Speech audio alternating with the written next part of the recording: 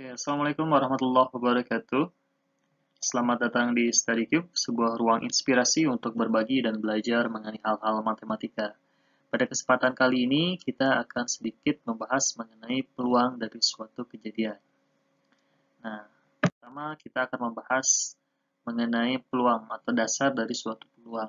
Nah, dalam kehidupan sehari-hari, biasanya peluang ini sering berkaitan dengan apa yang kita lakukan gitu. Contohnya kalau misalkan di masa kecil melalui permainan ular tangga atau bermain ludo seperti itu. Nah, secara tidak langsung ada suatu bentuk dadu di sana ya. Nah, dadu di sana merupakan salah satu aplikasi dari turunan gitu. Dan sebagainya. Banyak sekali contoh-contoh dalam kehidupan sehari-hari. Nah, dalam peluang ini ada beberapa poin atau hal penting yang harus diketahui. Nah, mengenai poin pentingnya yang pertama yaitu tentang percobaan. Percobaan itu apa? Tindakan untuk memperoleh hasil tertentu. Nah, misalkan saat bermain ular tangga, percobaannya apa? Melempar sebuah dadu. Nah, misalkan seperti itu. Saat pemain bola menendang bola di titik penalti ya. Nah, itu merupakan percobaan. Nah, seperti itu. Jadi tindakan untuk memperoleh hasil tertentu. Kemudian ruang sampel. Ruang sampel ini apa? Himpunan semua hasil yang mungkin, itu kan. Contoh pada sebuah dadu, ketika kita melempar sebuah dadu percobaannya, maka hasil yang mungkinnya apa aja bilangannya. Yang mungkin muncul 1, 2, 3, 4, 5, 6 ya. Itu bilangan yang ada pada dadu.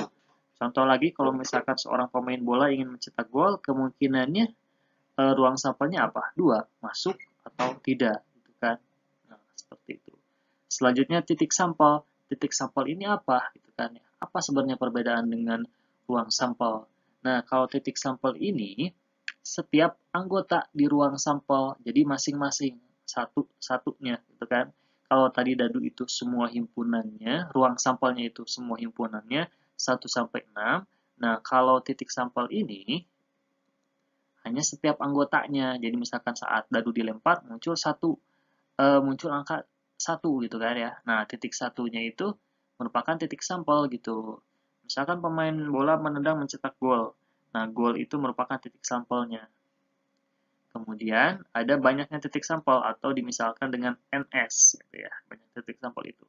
Sama dengan 6 kalau di dadu. Ya, benar ada 6 titik sampelnya. Berapa aja? 1 sampai dengan 6. Kalau di apa cetak bola ada 2 ya, berarti masuk atau tidak masuk. Gol atau tidak gol. Seperti itu. Nah, bentuk penyajian peluang itu biasanya menggunakan diagram pohon atau tabel. Nah, contoh salah satunya ada koin atau dadu atau koin atau dadu misalkan. Jadi kalau saat ada satu koin berarti kemungkinannya apa aja? Bisa hasilnya angka gitu kan sama gambar. Kalau dadu ya tadi kemungkinannya apa aja? Nah, bentuk berarti diagram pohon. 1, 2, 3, 4, 5, 6 gitu kan ya, seperti itu. Jadi ada 6 kemungkinan bentuk penyajiannya, titik sampelnya. Nah, selanjutnya peluang, yaitu atau dinamakan juga dengan ada frekuensi relatif nanti tepatnya yang akan dibahas. Nah, misalkan ini ada sebuah perlombaan melempar koin gitu ya sebanyak misalkan bukan perlombaan deh, misalkan seseorang dalam kelas itu melakukan percobaan koin dilempar. Koin dilempar sebanyak 100 kali misalkan. Nah, berapa sih kemungkinan muncul gambarnya gitu kan? Berapa sih kemungkinan muncul angkanya? Nah, itulah yang dinamakan dengan frekuensi relatif atau perbandingan banyaknya kejadian dengan banyaknya percobaan. Nah, atau menurut rumus itu sama dengan apa? FK sama dengan NK. Nah, FK sama dengan NK per N percobaan. Jadi misalkan koin dilempar sebanyak 100 kali, nah berarti N percobaannya 100 gitu. Nah, NK-nya, misalkan koin itu munculnya 60 kali gitu kan. Sorry, yang diharapkan, frekuensi itu, yang diharapkannya itu ingin munculnya 50 kali deh, atau 70 kali deh, gitu kan, munculnya 70 kali misalkan dari 100 kali pelemparan. Berarti peluangnya itu akan berapa? 70 per 100, atau 7 per 10 peluangnya itu.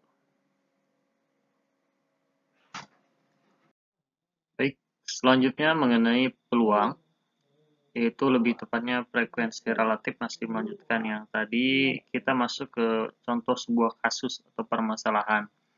Nah, dimisalkan di sini, example pertama, contoh pertama, sebuah koin dilempar 50 kali, itu kan ya, koin dilempar 50 kali. Nah, kira-kira saat koin itu dilempar 50 kali, nah ternyata muncul angka sebanyak 30 kali, dan muncul gambar 20 kali. Nah, kalau misalkan ditanyakannya berapakah peluang terpilih angka, gitu kan.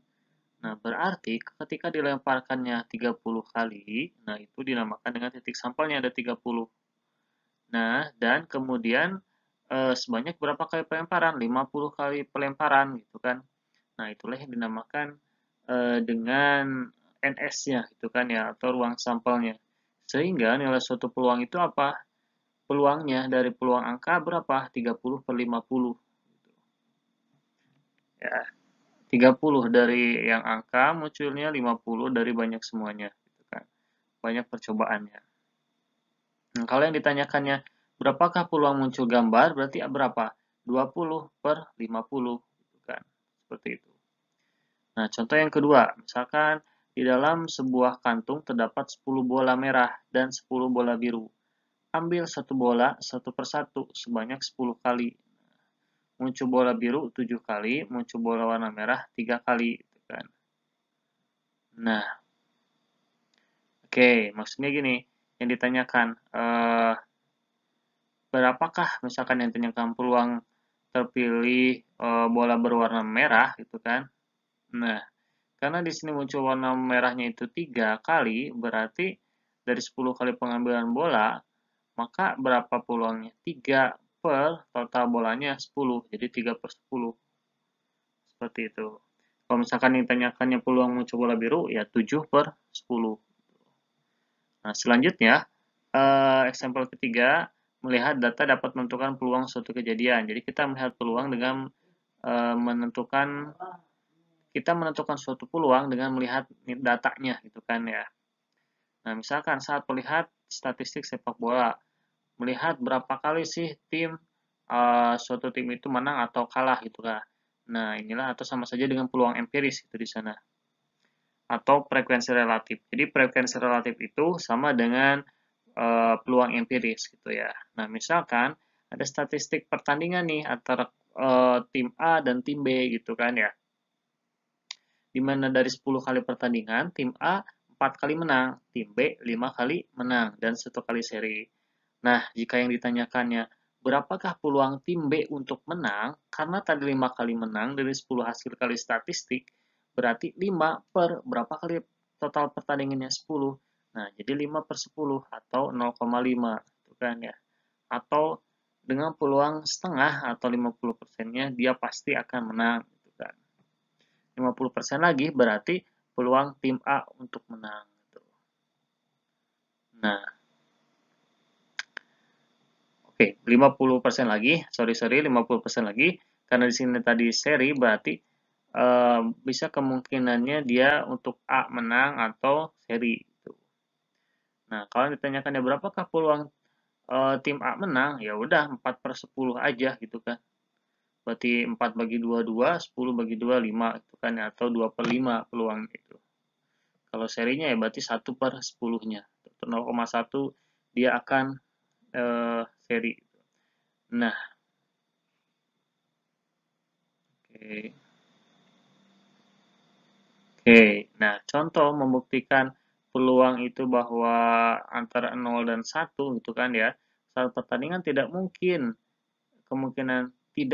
iya kemungkinannya kalahnya atau mungkin lebih dari banyaknya pertandingan. Nah, maksudnya gini, kalau misalkan pertandingannya 10 kali gitu kan ya, tidak mungkin kemungkinan kalahnya itu atau menangnya lebih dari berapa kali pertandingan gitu. Tidak mungkin dia peluangnya lebih dari satu gitu kan, 11 kali misalkan. Misalkan pertandingannya itu kita menghitung peluangnya itu dari 11 kali pertandingan gitu kan ya. Nah, kalau dari 11 kali pertandingan berarti akan lebih gitu hasilnya. Maksudnya nilainya tersebut akan lebih dari peluang 0 sampai dengan 1. Nah, jadi kisaran nilai peluang itu berarti apa? Dimulai dari himpunan kosong, irisan himpunan A sampai semesta, gitu kan ya. Oke, jadi ini untuk membuktikan bahwa kisaran nilai peluang itu antara 0 sampai dengan 1 gitu kan ya maksudnya. Jadi jadi kita tahu bahwa rumus peluang itu NA per NS gitu kan ya, banyak titik sampel per banyaknya ruang sampel gitu kan. Nah, berarti jika kita bagi semuanya ini berdasarkan definisi ini ya, definisi yang atas tuh bahwa himpunan kosong itu merupakan bagian dari himpunan A dan himpunan A itu bagian dari himpunan semesta. Benar ya? Jadi kalau dibentuk di diagram Venn, nih bahwa ada himpunan kosong. Nah, himpunan kosong ini bagian dari A. Jadi di dalam A ini ada himpunan kosongnya. Nah, A ini bagian juga dari himpunan semesta, itu kan ya kalau divisualisasikan. Nah, kita masukkan ke nah, kalau himpunan bagian ini dimisahkan dengan kurang dari, ya benar, kurang dari sama dengan. Jadi himpunan A ini berada di antara himpunan kosong dan himpunan semesta. Nah, berarti jika kita bagi semuanya dengan NS, ya, maka himpunan kosong dibagi semesta ini sama dengan 0, NA dibagi NS ini kan nilai peluang, dan NS dibagi NS ini 1. Nah, jadi, peluang itu pasti di antara 0 sampai dengan 1, tidak mungkin lebih dari 1. Contohnya nih, mengambil bola dalam kantong yang tidak ada warna di sana dan mengambil bola yang ada warnanya di sana gitu kan. Berarti kalau yang tidak ada warnanya ya 0 gitu, yang ada warnanya 1. Oke.